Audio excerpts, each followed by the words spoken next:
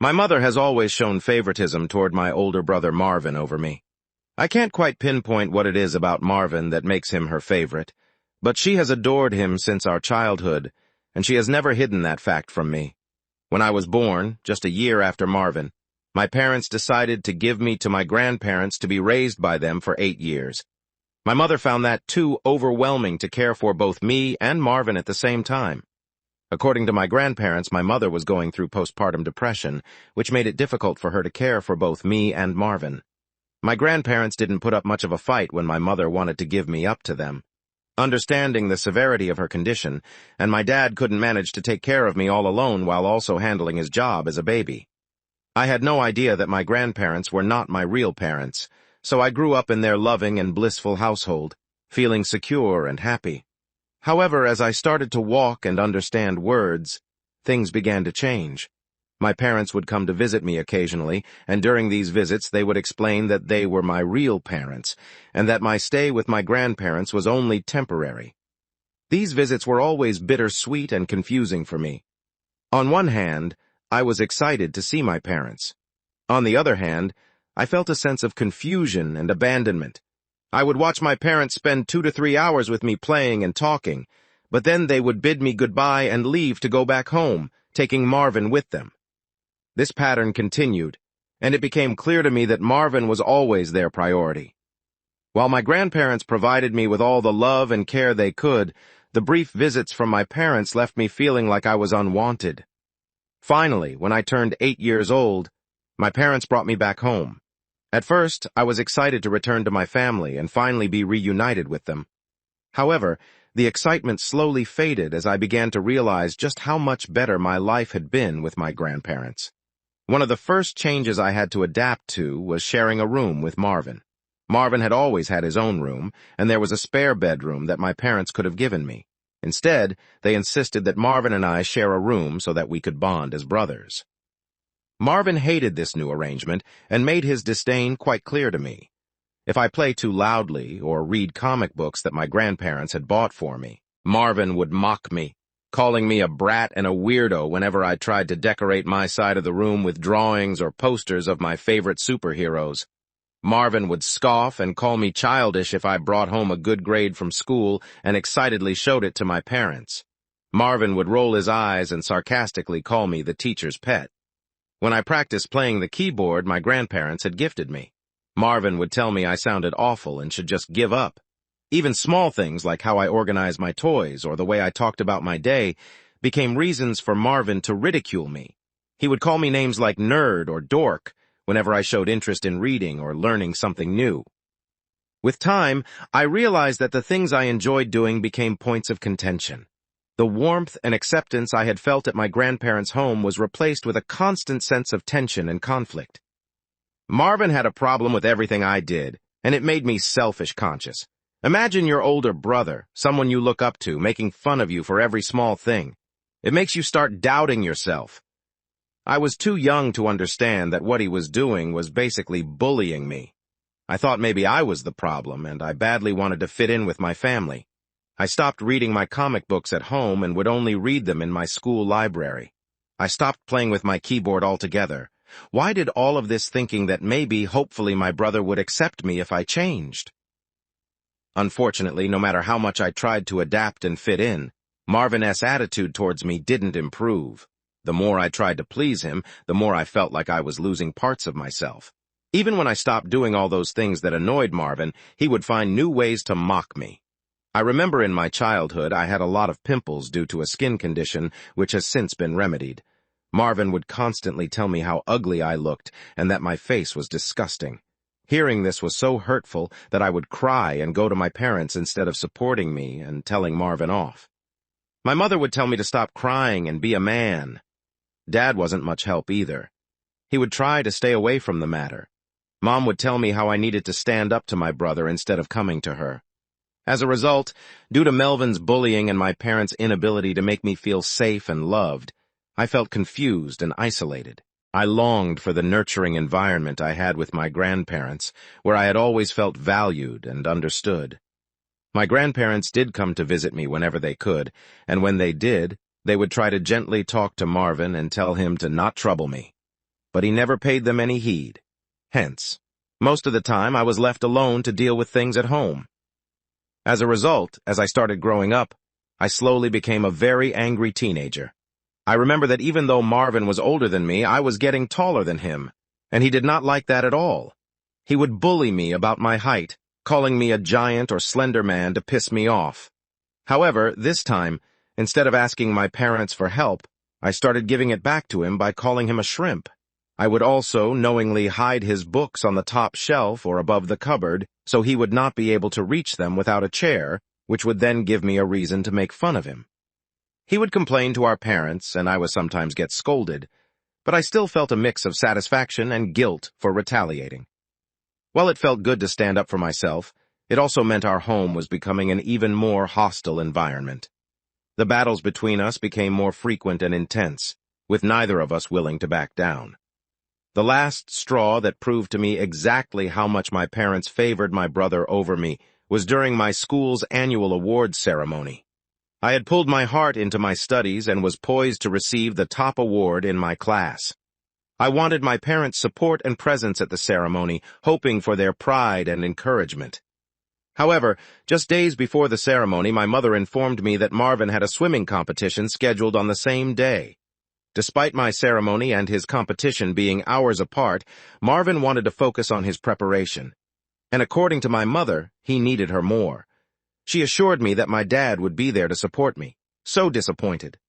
I resigned myself to the idea that at least one parent would be there for me on the day of the ceremony. I was shocked when even my dad didn't show up at the last minute. Apparently, my mom had called him urgently, saying Marvin was having a panic attack before his competition and needed him there to calm him down. Dad chose to rush to Marvin's side instead of coming to my award ceremony when I walked up to receive my award. I remember seeing no familiar face in the audience cheering me on. I felt nothing but a profound sense of loneliness and abandonment. Later, when I returned home, both my parents and Marvin were absent. I called them only to learn that they were still with Marvin. Hours passed before they returned, jubilant and celebrating Marvin's victory in his competition. He had an award in his hands as they told me how well my brother had performed in the competition. They hugged him tightly and praised his accomplishment as if it were the most significant event of the year. I couldn't shake the jealousy and hurt I felt at that moment. My parents didn't even apologize to me for missing out on my ceremony. Clearly, it was a stark realization of where I stood in my parents' priorities. Despite my hard work and achievements, I was always overshadowed and unappreciated compared to Marvin. This entire thing became a turning point in my understanding of how my parents viewed us, and it shaped my perception of myself within my own family. I started to stop asking my parents for help or for them to be present. I stopped thinking that I could depend on them. Whenever I performed well in my studies or sports, I no longer bothered telling them anything. The only people I could talk freely about my achievements were my grandparents, and they always appreciated me, even for small things. Their words meant more to me than any recognition from my parents ever could. When Marvin graduated from high school and was accepted into a prestigious university, my parents made a huge celebration out of it. They were bursting with pride, bragging about his achievements to everyone and hosting a party in his honor. I joined in congratulating my brother because I genuinely felt happy for him. A year later, when I graduated from high school with acceptance into an Ivy League college, my parents did nothing of that sort saying this. My grandparents wanted to celebrate my achievement by organizing a small gathering with close relatives and some of my friends from school. Initially intended to be a modest affair. Word spread and many more family members and friends expressed a desire to join and show their support for me. However, my parents expressed disapproval, deeming this celebration as over the top. They felt that I didn't deserve such a lavish celebration, and why my grandparents hadn't done the same for Marvin when he graduated.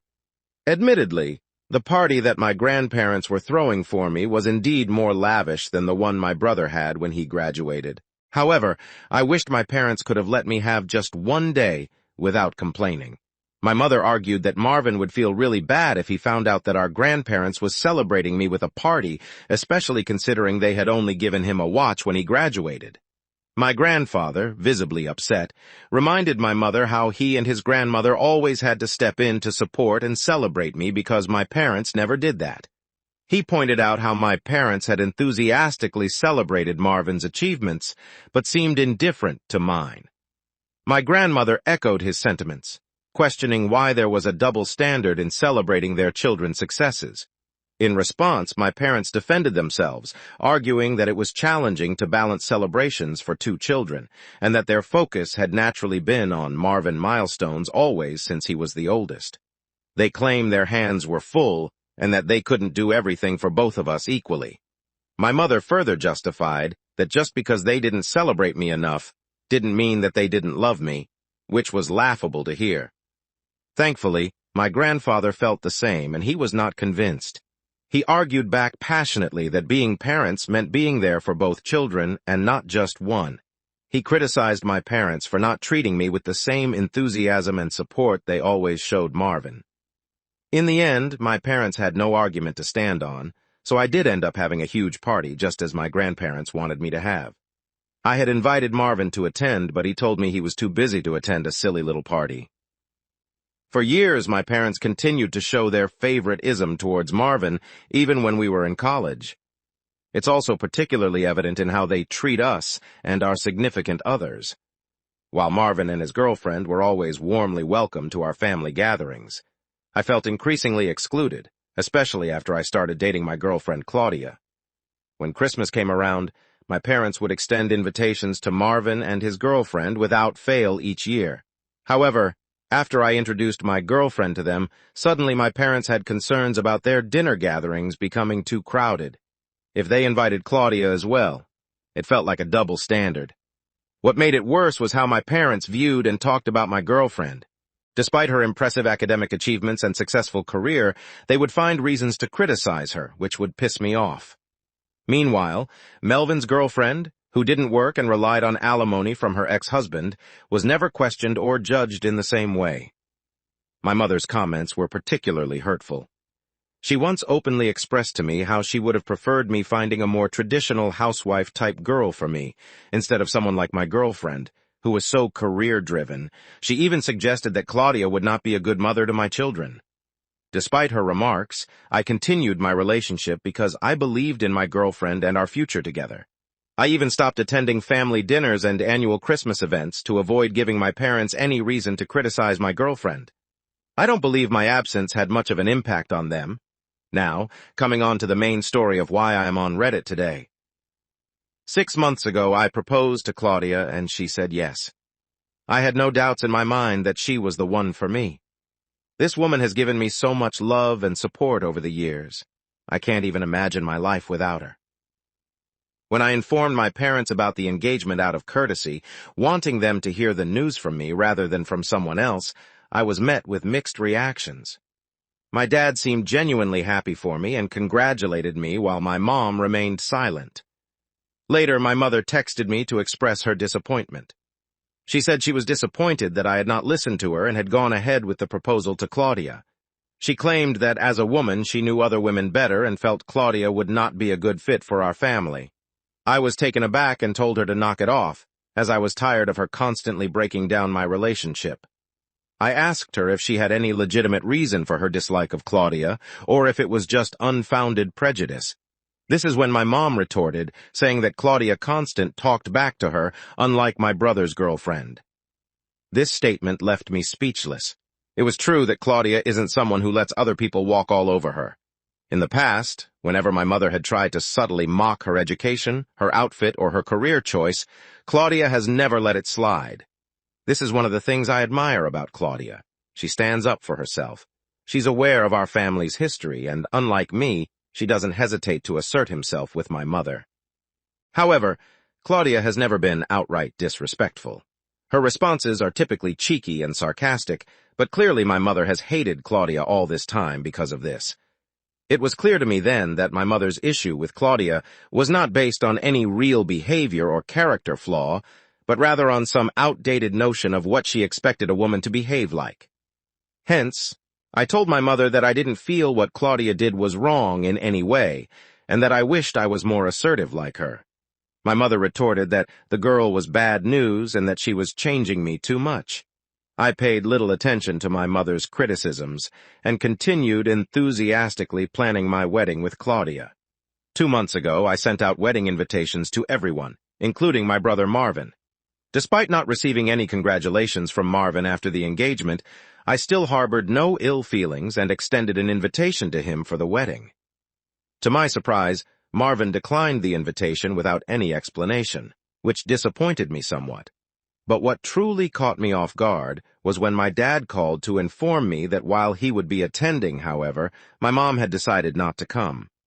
I knew my mom had reservations about Claudia, but I had hoped that for the sake of our family and my special day, she would set aside those differences and join us. I was taken aback and asked why. My dad explained that Marvin had apparently planned an anniversary party for his girlfriend on the very same day, which my mom was going to attend instead of my wedding. This revelation was weird since I followed Marvin's social media, and I followed Marvin on social media and knew that they had recently celebrated their anniversary already. I couldn't understand why they would hold another party on the exact same day as my wedding. Instead of confronting my mom first, I decided to reach out to Marvin directly to clarify things. Although we didn't often speak, I wanted to handle the situation with respect and dignity. I called Marvin and asked him straightforwardly about the anniversary party, and if that was really the reason he wasn't planning to attend my wedding. To my surprise, Marvin confirmed that this was indeed the case. He explained him and his girlfriend had originally wanted to celebrate their anniversary with the party, but they did not have enough money saved up at the time. Hence, Marvin admitted that he had gone out of his way to make it up to his girlfriend by working hard and finding a special venue for their celebration that fit within their budget. Unfortunately, the only available date for this venue happened to coincide with my wedding day. I expressed my disappointment and gently suggested that he could have chosen a different date, emphasizing just how much I would have appreciated his presence at my wedding. However, Marvin replied that his girlfriend's happiness came above everything else and made it clear that he wasn't willing to change their anniversary party date just to accommodate my wedding plans. His words stung, and he didn't even wait for me to reply before disconnecting the call. Later, when I called my mom to discuss the situation, she resorted to the same age-old explanation she often used with me. She insisted that Marvin would feel hurt if she didn't attend his anniversary party, and reiterated that my dad was already planning to attend my wedding, so I shouldn't be selfish and expect her to come as well. I told her, my voice almost breaking, just how painfully it was for me to constantly feel like she treated me as inferior compared to my brother. I explained to her that she could do as she wished, but I was no longer going to acknowledge her as a parent. After this, my mother scoffed at my words and told me that I should not be so overdramatic over my wedding. After the fallout with my mom over her refusal to attend my wedding, I chose to cut off communication with her entirely. My main focus shifted to ensuring that Claudia had the most beautiful wedding possible, and the celebration was filled with joy and love. Despite my disappointment with my mom, I was grateful that my dad honored his promise and stood by me on my special day. When Claudia and I finally tied the knot, my grandparents, who had already anticipated my mom's absence despite their urging, were understandably upset and disappointed. They had even warned my mom beforehand, emphasizing the importance of her presence. The fact that she still chose not to come struck a deep chord with them. What made matters worse was when my brother uploaded pictures after his anniversary party, where my mother could be seen dancing and drinking like there was no tomorrow. The issue wasn't what she was doing, but the way they both seemed to flaunt their disregard for my feelings about their absence from my wedding. My mom never once called me or Claudia to check up on us or congratulate us throughout the whole day, post-wedding. My grandparents didn't hesitate to confront my mom about her absence from my wedding. They didn't hold back, expressing their disappointment in her behavior, and didn't mince words while telling her plainly that they were fed up with how poorly she had treated me over the years. They told her that they had given her more than enough chances to be a good mother, but she clearly only liked Marvin. They went as far as to threaten her with consequences, including potentially removing her from getting any of their inheritance.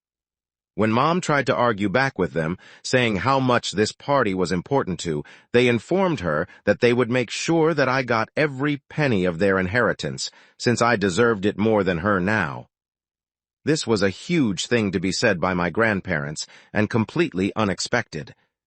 My mom, who had been struggling to justify her absence at my wedding until then, found herself in a tough spot after hearing this. After her confrontation with her parents, she called me, pleading for forgiveness. Mom expressed disbelief at how missing my wedding had escalated into such a fiasco. During our brief talk, she lamented how unfair it would be if I received my grandparents' inheritance instead of her. She urged me to persuade them not to proceed with any decisions related to their estate. Clearly, she was more concerned about inheriting money than fixing our strained relationship. Hence, I didn't engage in much conversation with her as I was on my honeymoon and wanted to preserve my mood. However, lately, after I came back from my honeymoon, she'd been calling me almost every day, pleading for another chance to make things right between us. She suggested that me and Claudia should have another wedding, and this time we're just close family members if possible, so she can also attend. She's expressed regret over missing my wedding and insists that I should give her an opportunity to remedy the situation. Her change of heart and persistent requests have put me in a tough spot. On one hand, I understand her desire to make amends, but on the other, it's hard to ignore the hurt caused by her absence and the deeper issues it represents. I don't want to plan another wedding just for her to attend. Also, out of nowhere, Marvin sent me a text saying how I should not have involved our grandparents in our private matters and that Mom is really afraid of losing her inheritance.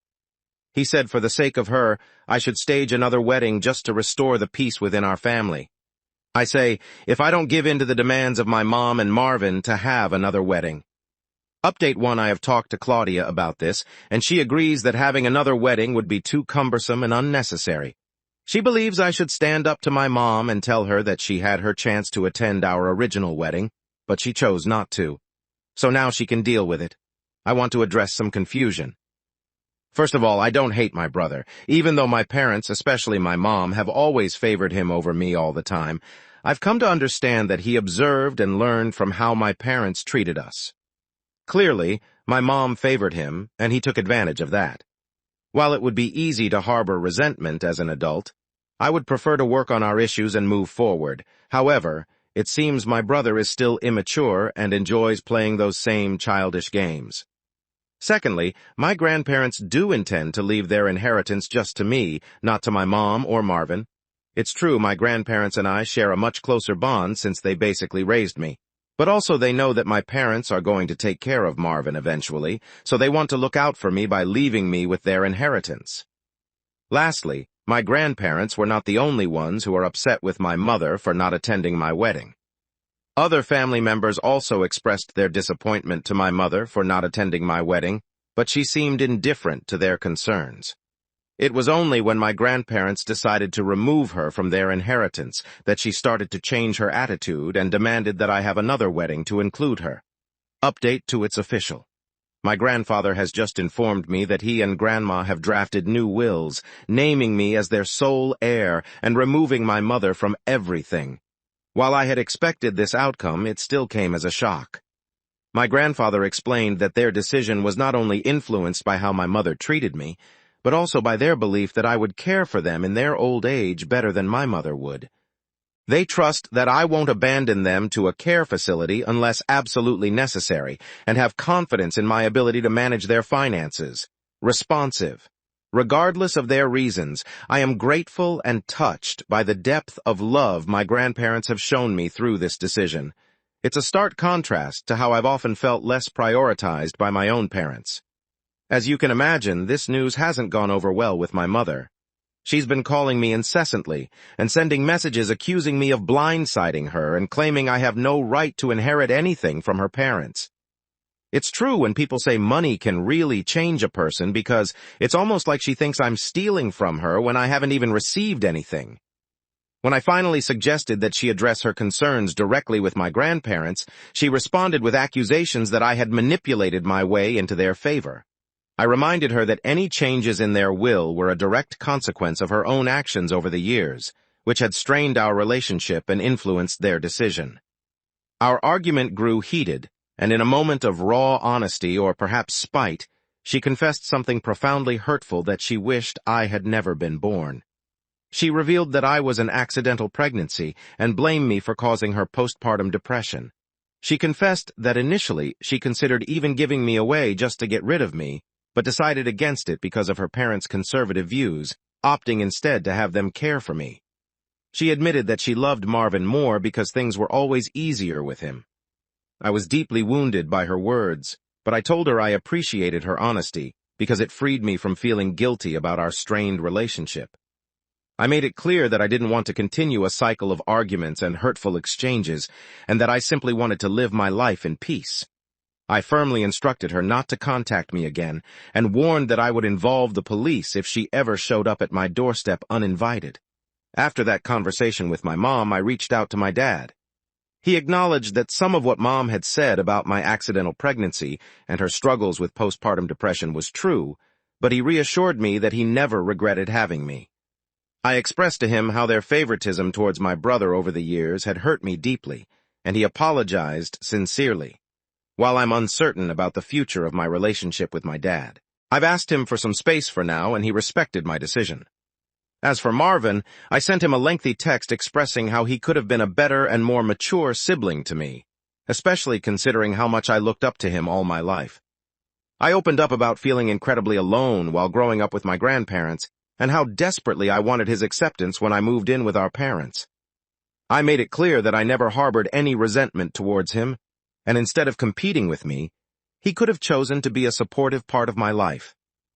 I also conveyed my disappointment in him as an older brother, and stated that I was putting an end to our relationship from now on. Since then, I have blocked him and currently have no plans to unblock him in the near future. I am focused on building a beautiful future with my wife, Claudia. It's true. I am glad that I have a really headstrong wife.